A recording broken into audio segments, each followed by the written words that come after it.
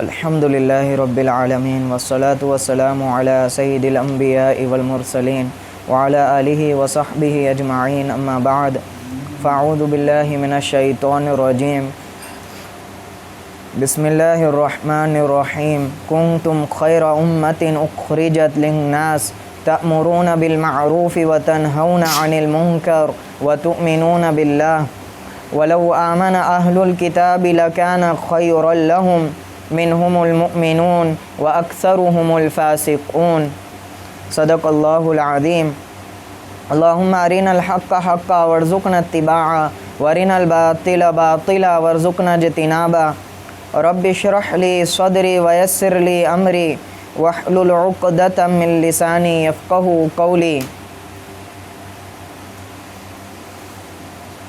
اما بعد گزشتہ مجلس میں امر بالمعروف اور نہی عن المنکر اس کے لیے ایک مخصوص جماعت بنانے کا حکم دیا گیا تھا، اس کے اہتمام کو پیش نظر رکھتے ہوئے کہ وہ کام جو بہت زیادہ اہتمام کے لائق ہوتا ہے اور اہم ہوتا ہے اس کے لیے یہی طرز و رویہ اختیار کرنا مناسب ہوتا ہے کہ ایک مخصوص اسپیشل ٹائپ کے گروپ کو کیا کیا جائے، وہ ذمہ داری دی جائے اور وہ کام کو یقینی بنانے کے لیے عمومی طور پہ تمام لوگوں کو کیا دی جائے، اس کی ترغیب دی جائے کہ ایک مخصوص جماعت کو تو یہ کرنا ہے، اس کے ساتھ ساتھ پوری امت کو کیا کرنا ہے حسب استطاعت اس کام کو، تاکہ وہ کام کا یقینی ہونا اور اس کا معاشرے میں باقی رہنا ممکن ہو سکے۔ یہاں پر اس آیت میں جو کہ بہت زیادہ اہم سمجھی جاتی ہے، اس بابت عام خطاب کیا گیا ہے، چنانچہ فرماتے ہیں کنتم خیر امت، تم لوگ بہترین جماعت ہو، پوری امت کی طرف خطاب کیا گیا ہے، کنتم خیر امت، تم بہترین جماعت ہو۔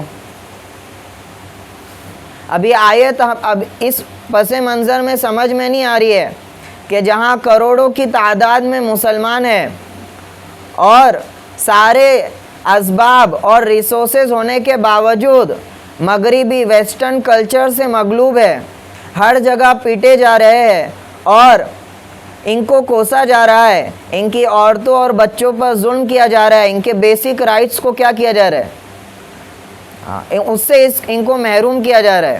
تو اتنی بڑی آبادی ہونے کے باوجود ان کی ایک آبادی کو جینوسائیڈ، نسل کشی کی جا رہی ہے، لیکن یہ کیا ہے، بے بس اور بے سہارا ہو کر بس امید لگا رہے کہ کون سی وحی آسمان سے۔ تو جب ان لوگوں کی طرف یہ آیت مخاطب ہو رہی ہے تم بہترین امت ہو، تو سمجھ میں نہیں آ رہا ہے ہم بہترین امت ہے، تو یقیناً آگے کچھ اوصاف ہے جس کی وجہ سے یہ بہترین امت ہونا کیا ہوگا، ثابت ہوگا۔ اس پس منظر میں بہترین امت سمجھ میں آپ کو نہیں آئے گا، نہ ہم کو آئے گا۔ کنتم خیر امت اخرجت، آگے بیان کر رہے بہترین امت کب ہو، چنانچہ فرماتے کنتم خیر امہ، تم بہترین امت ہو۔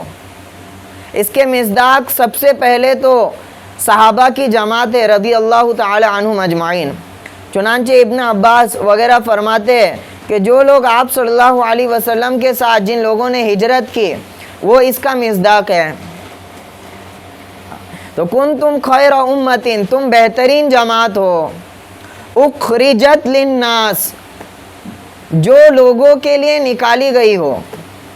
اب اس کی ایڈجیکٹیوز کو بیان کیا جا رہا ہے، کوالٹیز کو بیان کیا جا رہا ہے، اور جب کسی کی تعریف کی جاتی ہے کسی کوالٹی کو ذکر کرتے ہوئے تو وہ تعریف اس کے لیے جب تک رہتی ہے جب تک وہ کوالٹی اس کے ساتھ۔ یہ تلا جو ہے پڑھنے والا بچہ بڑا کیا ہے، قابل تعریف ہے، تو یہ پڑھنے والے بچہ لگا کر میں نے اس کی تعریف کی، تو جب تک یہ پڑھائی کرتا رہے گا، انجام دیتا رہے گا اپنی ذمہ داریوں کو، اس کے ساتھ وہ تعریف ہے۔ اب اس نے پڑھائی کرنا چھوڑ دیا تب بھی ہم کیا کریں؟ اس کے ساتھ وہ تعریف چپکا کے رکھے تو پھر مناسب. تو اب یہاں پہ اس کے ایڈجیکٹیوز بتا رہے, اخرجت للناس, تم لوگوں کے لیے نکالی گئی ہو. بہت زیادہ براڈ بنا دیا اس کو, یعنی یہاں پر یہ نہیں کہا للکافرین, تم غیر ایمان والوں کے لیے نکالی گئی ہو. للمؤمنین, تم ایمان والوں کے لیے نکالے گئے ہو. للناس, جتنے لوگ یہ دنیا میں بسنے والے ان کے لیے نکالے گئے ہو. اخرجت للناس, تم کیا کرتے ہو؟ تأمرون بالمعروف, تم ان لوگوں کو بالمعروف نیکیوں کا حکم دیتی ہو. وتنہون عن المنکر, اور برائیوں سے روکتی ہو. یہ تمہارا کیا ہے؟ تمغہ امتیاز ہے. وتؤمنون باللہ, اور ایک اللہ پر ایمان رکھتے ہو. تو یہ اوصاف تھے, کچھ خوبیاں تھی جن کی بنا پر یہ تعریف کی گئی. کنتم خیر امہ, چنانچہ اس امت کا بہترین امت ہونا کئی احادیث سے ثابت ہے. آپ علیہ الصلاۃ والسلام نے فرمایا وجعلت امتی خیر الامم, کہ میری امت کو سب سے بہترین امت بنایا گیا. اور بلا شبہ اس میں حضور صلی اللہ علیہ وسلم سب سے بڑا سبب اور ذریعہ ہے کہ وہ تمام انبیاء علیہ الصلاۃ والسلام میں سب سے بہتر ہے اور تمام انبیاء کے امام ہیں. اور آپ کی شریعت وہ تمام شریعتوں کو مکمل کرنے والی ہے. اور آپ کی کتاب قرآن کریم وہ آخری کتاب ہے جو روئے زمین پر ہدایت کے لیے بھیجی گئی ہے. حضور صلی اللہ علیہ وسلم کی برکت سے اس امت کو بھی خیر امت کا خطاب دیا گیا. سب سے بہترین نبی کی جو امت ہے وہ بھی ساری امتوں سے کیا ہے؟ سب سے بہترین ہے. چنانچہ ایک حدیث میں فرمایا کہ سابقہ انبیاء تمام نبیوں پر جنت حرام ہے یہاں تک کہ میں جنت میں داخل نہ ہو جاؤں, اور جتنی امتیں ان پر جنت حرام ہے جب تک کہ میری امت, حالانکہ آئی ہے سب سے آخر میں, لیکن جنت میں دخول. اور کیا کیا اس امت کی فضیلت وارد نہیں ہوئی. چنانچہ فرماتے ہیں کہ میری امت سے 70,000 افراد کو بغیر حساب کتاب کے جنت میں داخلہ کر دیا جائے گا. اور پھر اس کی زیادتی کی جب طلب کی گئی تو فرمایا کہ 70,000 میں سے ہر ایک کی سفارش پر 70,000 لوگوں کو داخل کر دیا جائے گا جنت میں بغیر حساب کتاب کے. تو یہ اس امت کی شان ہے. چنانچہ آپ فرماتے ہیں ایک روایت میں کہ میں نے دیکھا کہ حشر کا میدان قائم ہے اور تمام انبیاء علیہم الصلاۃ والسلام موجود ہے. کسی نبی کے پیچھے 3 لوگ ہیں, کسی نبی کے پیچھے کوئی نہیں ہے, تنہا کھڑے ہیں, اور کسی نبی کے پیچھے کچھ افراد موجود ہیں. اتنے میں میری نگاہ ایک بڑی جماعت پر پڑی. تو میں نے پوچھا کہ یہ بڑی جماعت والے شخص کون ہیں؟ تو پایا کہ موسیٰ علیہ السلام ہے, اور ان کے پیچھے بنی اسرائیل کے وہ افراد جن لوگوں نے موسیٰ علیہ السلام کی بات مانی وہ لوگ ہیں. تو ان کو دیکھ کر مجھے بڑا کیا ہوا, رشک آیا کہ بھئی کتنی اچھی جماعت ہے. اس کے بعد مجھے حکم دیا گیا ایک طرف دیکھنے کا, تو وہاں پر میں نے دیکھا تو اتنی بڑی آبادی لوگوں کی تھی کہ ان کے ذریعے سے پہاڑ اور ٹیلے بھی کیا ہو جائے, ڈھپ جائے. یعنی آسمان کے کناروں تک کی اتنی جو ہے گہری آبادی میں نے دیکھی. اور پھر مجھے بتایا گیا کہ اے محمد صلی اللہ علیہ وسلم, یہ آپ کی امت ہے. یہ کیا ہے؟ کنتم خیر امہ. ایک روایت میں بیان فرمایا کہ صحابہ حاضر تھے اور فرمانے لگے سلۃ من الاولین وسلۃ من الاخرین. ایک گروہ پہلے کے لوگوں میں سے ہو گئے اور ایک گروہ آنے والے لوگوں میں سے ہو گئے. کہاں؟ جنت میں. تو صحابہ کرام سے فرمایا کہ تمہارا کیا خیال ہے اگر میری امت جنتیوں میں سے 1/4 درجے کی تعداد میں ہو؟ کتنے درجے کی تعداد میں؟ یعنی اس امت جو ہے وہ جنتیوں کی جو کل آبادی ہے اس میں کتنا کنٹریبیوٹ کرے گی؟ 1/4. اور جو 3/4 ہے وہ پچھلی تمام امتی اور ان کے نبی اور ان کی امتیوں کے ساتھ. تو سارے صحاباؤں نے تکبیر بلند کی. تو اس پر آپ نے فرمایا کہ اور کیا ہی بہتر ہو اور جب کیا ہو کہ تمہاری آبادی جنتیوں میں 1/3 کے بقدر ہو جائے. یعنی پچھلی امتی اور جتنے اچھے لوگ گزرے وہ 2/3 وہ سب مل کے, اور تم پورا میری امت کو 1/3 حصہ ملے. اس پر دوبارہ تکبیر بلند کی تو آپ نے فرمایا کیا حال ہو اگر تم میں میری امت میں سے جنت میں آدھے ہو جائے. کیا ہو جائے؟ یعنی پوری جنت میں آدھے لوگ آپ صلی اللہ علیہ وسلم کی اور آدھے پوری پچھلی امت جتنی گزری ان کے لوگ. چنانچہ اس سے آگے بڑھ کر فرمایا ایک روایت میں کہ جنتیوں کی 120 صف ہوگی. کتنی صف ہوگی؟ 120. اور اس میں سے 80 صف میری امت کی ہوگی. کتنی؟ تو کتنا ہو گیا؟ 3/4. تو کنتم خیر امہ. عجیب شان ہے اس امت کو. لیکن کب؟ اخرجت للناس تأمرون بالمعروف وتنہون عن المنکر. تم لوگوں کے لیے نکالی گئی ہو. یہ امت کا مقصد کیا تھا اور اس کا مقصد حیات وہ کیا تھا وہ بیان کیا گیا کہ اخرجت للناس.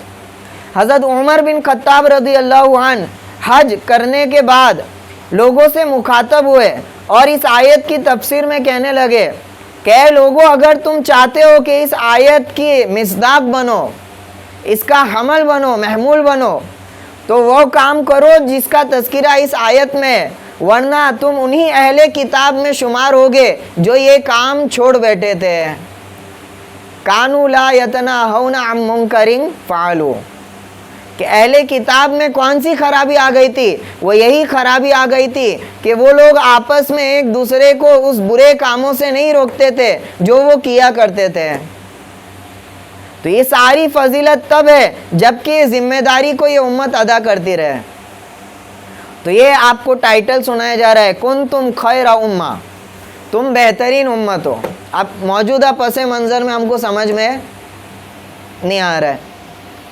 تو صحابہ کی جماعت کو ہم دیکھتے ہیں تو سمجھ میں آئے گا کہ کنتم خیر امہ کا اصل مصداق کیا تھا اور کب یہ ٹائٹل ملتا ہے کہ کس طرح 1.25 لاکھ تعداد کے افراد پوری دنیا میں خیر کو نشر کرنے اور دین اسلام کو قائم کرنے کے لیے پھیل گئے. ایک فرشتوں کی طرح پوری دنیا میں کیا ہو گئے؟ نمودار ہو گئے. ایک ایک صوبے میں جا کر, ایک ایک علاقوں میں جا کر ان کا پیغام یہ تھا لِنُخْرِجَ الْعِبَادَ مِنْ عِبَادَةِ الْعِبَادِ إِلَى رَبِّ الْعِبَادِ. کہ ہم یہاں پہ آئے نہیں, ہم کو بھیجا گیا ہے. اور کیوں بھیجا گیا ہے؟ تاکہ اللہ کے بندوں کو بندوں کی غلامی سے نکال کر اللہ کی غلامی کی طرف لے جائے. وَمِنْ ضِيقِ الدُّنْيَا إِلَى سِعَةِ الْآخِرَةِ. اور دنیا کی تنگیوں سے نکال کر آخرت کی وسعت کی طرف لے جائے. اور دین و غیر کے دین و ادیان کے جور اور ظلم و ستم سے نکال کر اسلام کے عدل و انصاف کی طرف لے جائے. تو امت میں جب یہ آئیڈیالوجی تھی کہ ہم وہ امت ہے جن کو دنیا کی فلاح و بہبود کے لیے بھیجا گیا ہے, ہم کو اس لیے بھیجا گیا ہے تاکہ ہم ان کو موریلٹی سکھائے, ہم ان کو شائستہ بنائیں. تو وہ امت جب عمومی طور پر جن کے ذہنوں میں یہ ہو کہ ہم کو فلاح کے لیے بھیجا گیا ہے, پورے انسانیت کی بھلائی کے لیے بھیجا گیا ہے, تو ان کی جو آئیڈیالوجی ہوگی اور ان کا جو مزاج ہوگا وہ یقیناً اس مزاج کے خلاف ہوگا جو موجودہ مسلمانوں کے اندر ہے. وہ مغلوب نہیں ہوگے کسی کلچر سے, کسی سیویلائزیشن سے. ان کے پاس دین اسلام کی دولت ہوگی اور اس کو بطور امانت کے اپنی ذمہ داری سمجھے گے کہ دوسروں تو کیسے کیا ہے اس کو پہنچا دے, آمادہ کر دے. تو یہ جب تک امت کے اندر رہے گا تو یہ سپیریئر بنتے ہوئے رہے گی, اور جب یہ ختم ہو جائے گا تو پھر دوسروں کا انفلوئنس لینا اور پھر اسلام کی جو برکت ہے, عظمت ہے, اس سے محروم ہو جائے گی. چنانچہ حدیث میں فرمایا کہ جب میری امت دنیا کو بڑی چیز سمجھنے لگے گی تو ان کے دلوں سے ہیبت الاسلام, اسلام کی ہیبت جو ہے ختم ہو جائے گی. اسلام کی سپیریئرٹی, اس کی عظمت, وہ اس کے دلوں سے کیا ہو جائے گی؟ اس کو بطور نعمت کے سمجھے گے ہی نہیں. کیونکہ اتنی بڑی نعمت کے سامنے دنیا ایک حقیر چیز کو کیا کرنے لگ گئے، وہ بڑی سمجھ. تو اسلام کی ہیبت سے وَإِذَا تَرَكَتْ أَمْرَ بِالْمَعْرُوفِ وَالنَّهْيِ عَنِ الْمُنْكَرِ، اور جب امر بالمعروف اور نہی عن المنکر چھوڑ بیٹھے گی تو فرمایا فَحُرِمَتْ بَرَكَةَ الْوَحْيِ، کہ تو وحی کی برکت سے محروم ہو جائے گی. کس سے محروم ہو جائے گی؟ اور جب گالی گلوچ اختیار کر بیٹھے گی تو تساقطت، تو اللہ کی نگاہوں سے کیا ہو جائے گی؟ گر جائے گی. تو امر بالمعروف نہیں عن المنکر جب چھوڑے گی تو کیا ہو جائے گی؟ وحی کی برکت سے. وحی کی برکت کیا ہے؟ تو ابن عباس فرماتے وحی کی برکت یہ ہے فہم القرآن. اتنی بڑی آبادی ہے اور ایک ایسی کتاب جو منزل من اللہ ہے، اس کائنات کو بنانے والے کی طرف سے نازل ہوئی ہے، اس میں ہر طرح کے بیماریوں کا اور ہر طرح کی خامیوں کا علاج موجود ہے. اس امت کو پستی سے نکال کر عزت کی بلندیوں تک لے جانے کی ارشادات موجود ہے. پورے جہاں والے غلط ہو سکتے ہیں لیکن اس کتاب کا ایک حرف غلط ایسی کتاب ہونے کے باوجود مغلوب ہے. یہی وحی کی برکت سے محروم ہو جانا ہے کہ قرآن پڑھے گی لیکن اس کے فہم سے محروم ہو جائے گی، اپنے آپ کو اس گمراہی سے نکال نہیں پائے گی، اس ذلت سے نکال نہیں پائے گی. یہی وحی کی برکت سے کیا ہے؟ محرومی ہے. تو یہ کام کی عظمت ہے امر بالمعروف نہی عن المنکر، کہ لوگوں کو بھلائی کا حکم دیا جائے اور برائیوں سے روکا جائے. وَتُؤْمِنُونَ بِاللَّهِ، اور ایک اللہ پر ایمان لاتی ہو. تو یہ منصب کو اس امت کے ذمے لگایا گیا. جب تک یہ منصب پر قائم رہے گی تب تک اس امت کی فضیلت باقی رہے گی، ورنہ اس امت کی فضیلت سے وہ شخص اور وہ لوگ محروم ہو جائیں گے جو اس کام کو چھوڑ بیٹھے ہیں.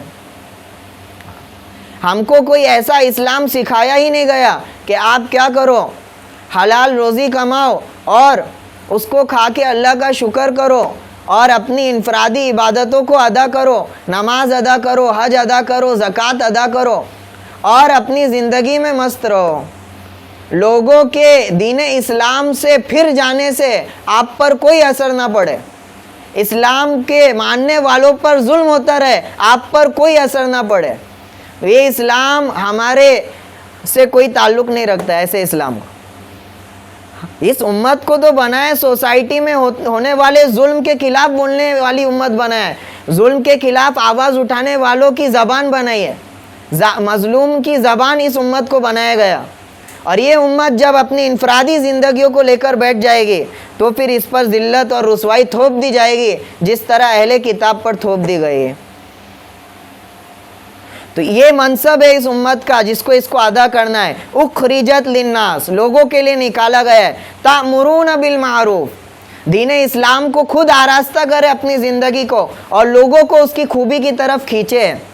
ابو ہریرہ رضی اللہ عنہ بڑی عجیب تفسیر بیان کرتے، بولتے ہیں کہ تم اوروں کے حق میں سب سے بہتر ہو، تم لوگوں کی گردنیں پکڑ پکڑ کر اسلام کی طرف جھکاتے ہو، سمجھاتے ہو کہ بھائی افضل طریقہ کیا ہے، احسن اور عادل طریقہ کیا ہے. وَتَنْهَوْنَ عَنِ الْمُنْكَرِ، تو یہ کام کی وجود کی وجہ سے دین اسلام کیا رہے گا، اس کی شان و شوکت باقی رہے گی. اور جب یہ کام چھوڑ دیا جائے گا تو یہ منکرات اور اسلام کا ترک ہمارے نزدیک بھی کیا ہو جائے گا، نارملائز ہو جائے گا. نمازوں کا چھٹنا، بے حیائی، یہ ساری چیز کیا ہو جائے گی. اور پھر ایک وقت ایسا آئے گا کہ ایمان و کفر کے بیچ میں جو لائن تھی وہ دھندلی پڑ جائے گی. حیا بے حیائی کے بیچ میں جو لائن تھی وہ کیا ہو جائے گی. نیکی برائی کے بیچ کی لائن کیا ہو جائے گی. آج دیکھ لو سب برابر نظر آ رہا ہے. نیکوکاروں کی کوئی عظمت اور عزت ہمارے دلوں میں باقی نہیں رہی اور فساق اور فجار کی کوئی نفرت ہمارے نوجوانوں میں باقی نہیں رہی. یہی قرآن کی برکت سے محروم ہو جانا. تو یہ کام جب تک باقی رہے گا اسلام کی شان و شوکت باقی رہے گی، اور یہ کام جب ختم ہو جائے گا تو پھر یہ بے معنی بن جائے گا. بس آپ سوچ رہے ہیں میں نماز پڑھ رہا ہوں، میں قرآن پڑھ رہا ہوں، میں حافظ ہوں، میں نے اپنی ذمہ داری ادا کر دی، سب سے بڑے دھوکے میں. تو یہ کام کی عظمت کو بیان کیا. اسی کے ساتھ ساتھ اس امت کو جو جہاد وغیرہ کا اجازت دی گئی وہ اس کام کی گہرائی کو بتلانے کے لیے کہ یہ کام کو انجام دینے کے لیے اگر بزور بھی آپ کو جو ہے فورس لگانا پڑے تو اس کی اجازت اسلام نے دی ہے کہ اگر وتھ پاور آپ کو یہ کام انجام دینا ہو کہ اس دنیا میں ظلم و ستم کو ختم کرنا ہو, اللہ کے حکم کو نافذ کرنا ہو, تو اس کی بھی اسلام نے کیا دی ہے. ماں قبل کی امتوں میں یہ گنجائش نہیں تھی, ان کو صرف منہ سے کہنا تھا بس کہ یہ نیک ہے یہ برا ہے. بس اس امت کو اس بات کا مکلف بنا ہے کہ اس دین کو نافذ کرنے کے لیے کیا بنے, ایک قوت بن کر دنیا کے سامنے ظاہر ہو. اس کو اجازت دی گئی. اس لیے جو حضرات اولاً تو امت کا اکثر حصہ اس کام کو ترک کرے ہوئے, اور جو حضرات اس کام کو کر رہے وہ ایک محدود دائرے میں رہ کر کیا کر چکے ہیں, اس کام کو محدود کر چکے ہیں کہ بس کہنا ہے. اور یہ کام اس کے لیے نہیں آیا, یہ کام اس لیے آیا ہے کہ آپ بیان کرو, اور بیان کرنے کے بعد اگر اصلاح نہیں ہوئی تو حتی الامکان تمام تدبیر اختیار کرو اس برائی کو اور اس ظلم کو ختم کرنے کے. جتنی آپ کے بس میں ساری چیزوں کو کیا کر دو, صرف کر دو.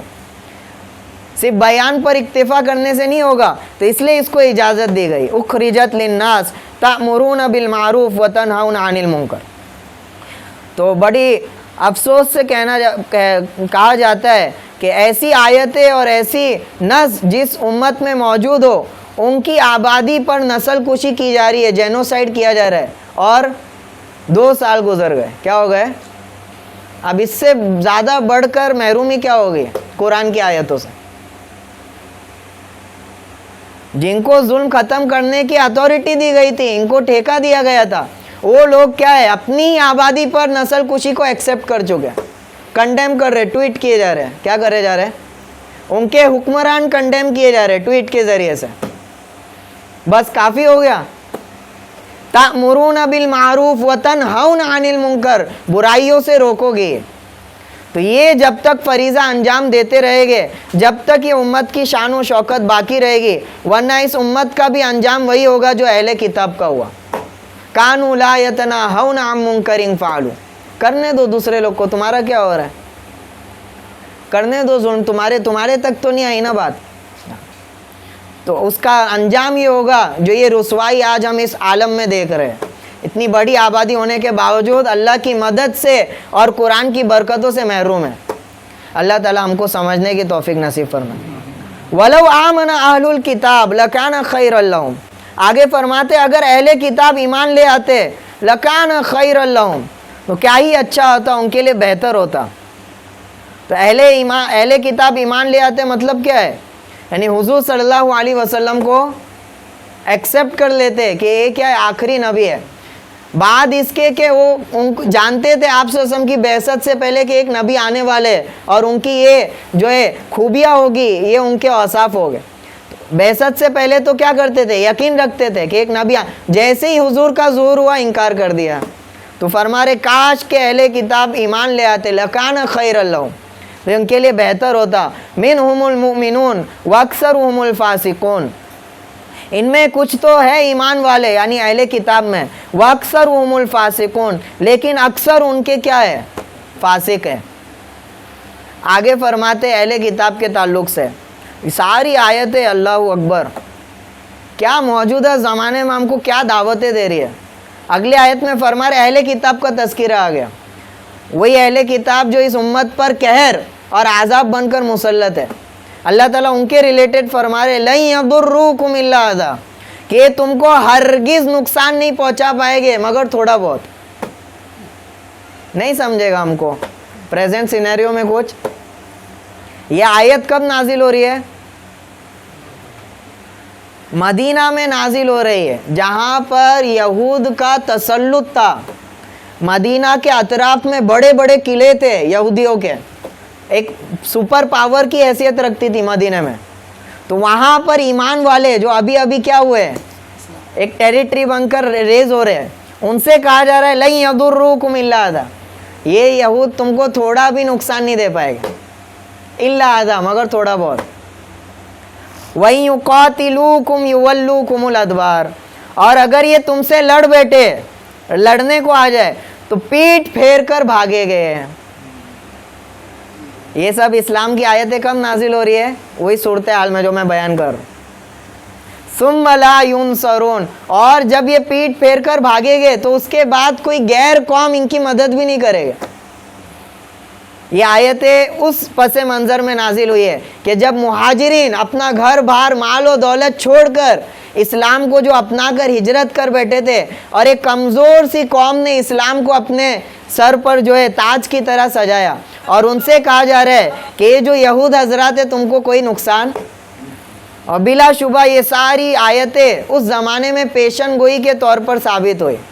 اس کے بعد بنی قریظہ جو یہود کی بڑی پاورفل کیا تھی قوم تھی، بنی قینقاع، بنی نذیر اور خیبر کے یہود، سب سے لڑائی ہوئی، اور سب کے بڑے بڑے قلعوں میں رہتے ہوئے اللہ نے ان سب کو شکست دی، اور اہل ایمان کے سب سے بڑے دشمن کفار مکہ وہ بھی ان کی مدد کے لیے نہیں آئے۔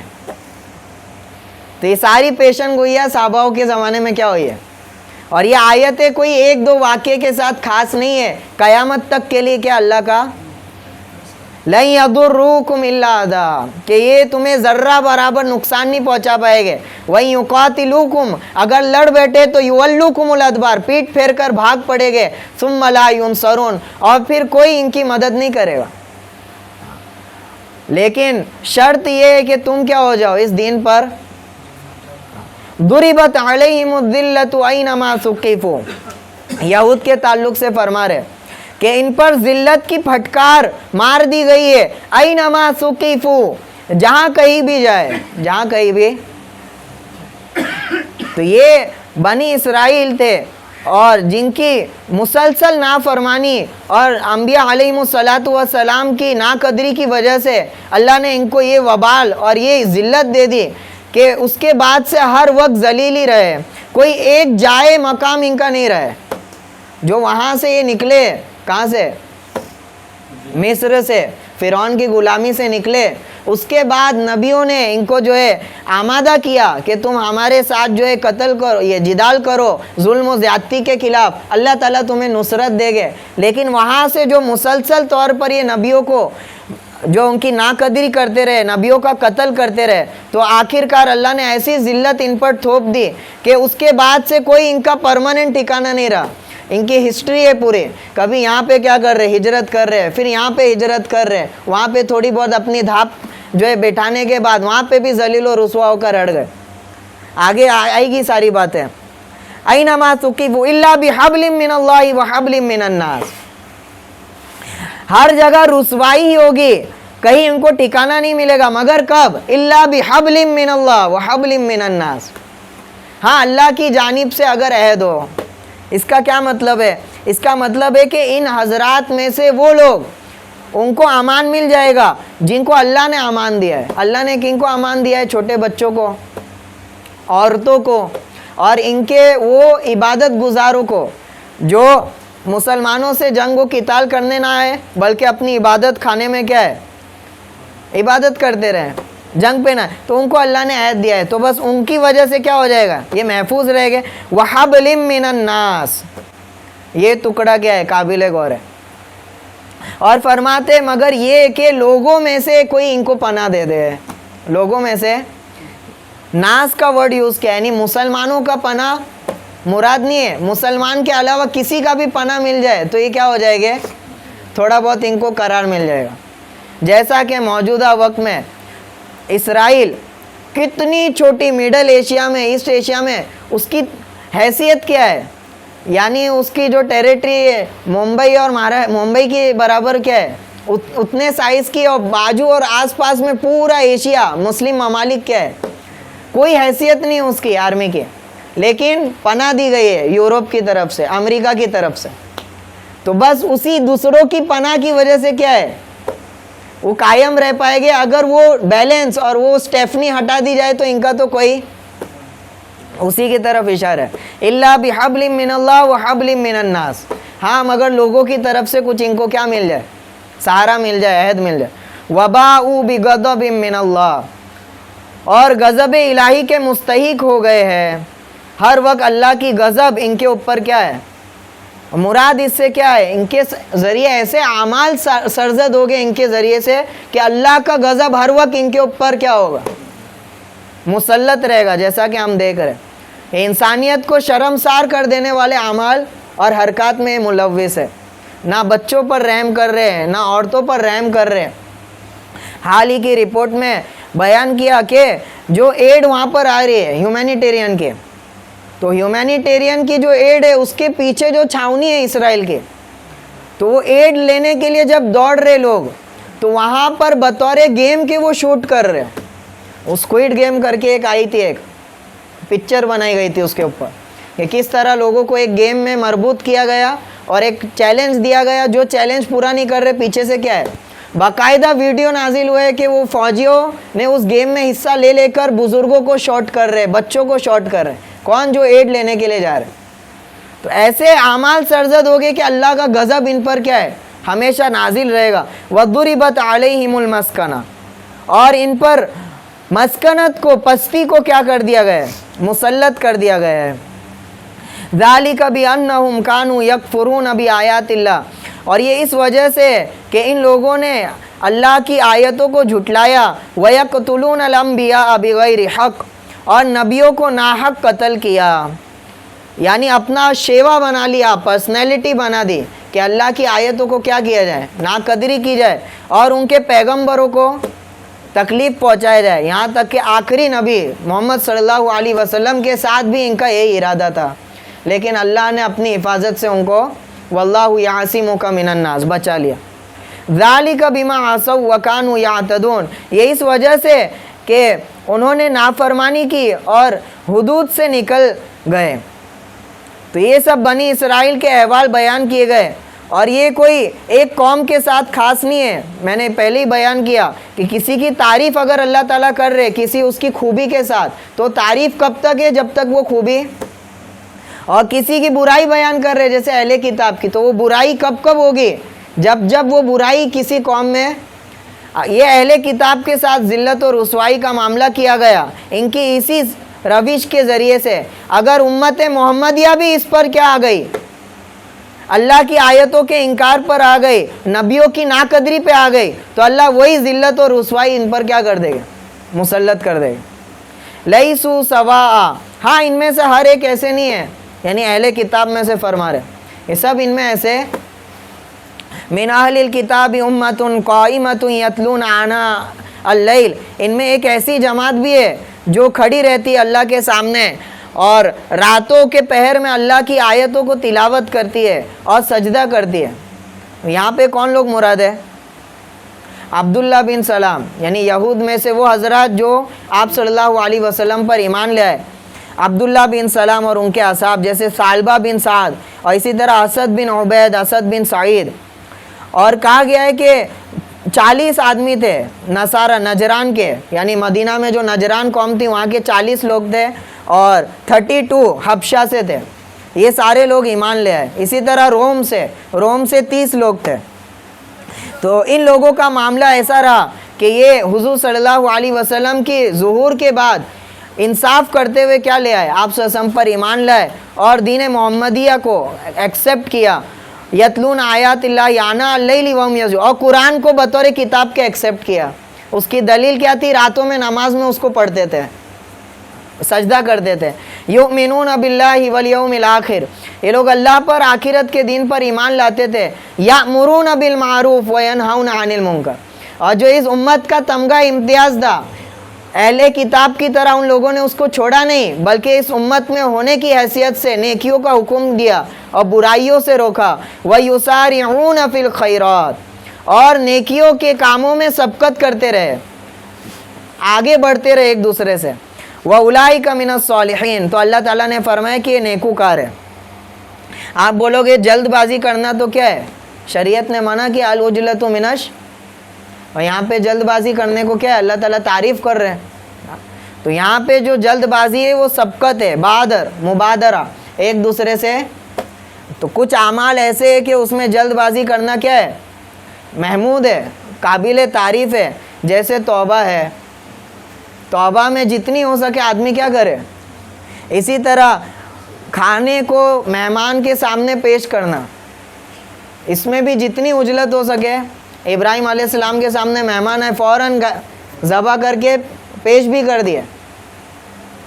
اسی طرح تجہیز المیت، میت کی تجہیز و تکفین ہے، اس میں بھی کیا ہے، صبر کرتے ہوئے آپ آرام سے سوچے کہ نہیں، اس میں جلد بازی کیا ہے، محمود ہے. اسی طرح زواج البکر، باکرہ لڑکی ہے اس کا رشتہ کرانا، نہیں ابھی تو کیا ہے، فرصت ہے، ابھی کر لے گے نا، سب کچھ تو ہے، تیاری تو ہے، اس میں بھی کیا ہے، عجلت کرنا محمود ہے. والصلاۃ فی اول وقتہا، اور نماز کو اپنے اول وقت میں ادا کر لینا. شوافے کے نزدیک، حنفیہ کے نزدیک وقت ہوتے ہی کیا کر لینا، جو جماعت کا وقت ہے وہ ادا کر لینا، اس کو جا کے سستی نہ کرنا. تو یسارعون فی الخیر، نیکیوں کے کاموں میں کیا کرنے والے بن گئے، سبقت کرنے والے بن گئے، یہ اہل کتاب میں سے. تو یہ لوگ نیکوکار ہے. وما یفعلوا من خیر فلن یکفروا واللہ علیم بالمتقین، اور جو کوئی بھی یہ نیک کام کرے گے، فلن یکفروا، ہرگز اس سے ان کو محروم نہیں کیا جائے گا، اس کا انکار نہیں کیا جائے گا. مطلب کسی نیک کام کا انکار کر کے ان کو اس کے ثواب سے، یہ غیر جو ادیان تھے، ایک ان کے تصور تھا کہ جو فاسق اور فاجر ہے اس کی توبہ کبھی، وہ اس کے گناہ ہر وقت اس کو زندگی میں کیا ہے، اس کے ساتھ لگے رہ گئے، چپکے رہ گئے.